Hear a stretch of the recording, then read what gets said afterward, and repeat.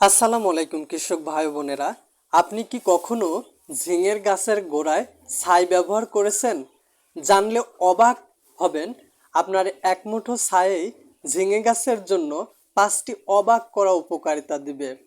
তো চলুন দেরি না করে ভিডিওটি শুরু করা যাক এবং জেনে নেওয়া যাক কি কি উপকারিতা আছে।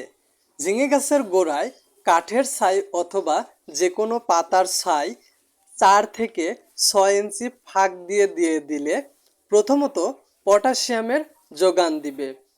ছাইয়ে পটাশিয়াম থাকে, এতে ঝিঙে গাছে ফুল ও ফল ধরতে সাহায্য করে। দ্বিতীয়ত, গাছের বৃদ্ধি ভালো হয়, কারণ পটাশিয়ামে কিছু খনিজ উপাদান গাছকে শক্তিশালী করে তোলে। তৃতীয়ত, ডালপালা ও পাতার বৃদ্ধি উন্নত করে, যার ফলে ছোট জালিগুলো শুকিয়ে যায় না। চতুর্থত, মাটির অম্লতা কমাতে সাহায্য করে, কারণ ছাই ক্ষারীয় প্রকৃতির, অতিরিক্ত অম্লীয় মাটির পিএইচ কমাতে সাহায্য করে। পঞ্চমত, রোগ প্রতিরোধে সাহায্য করে।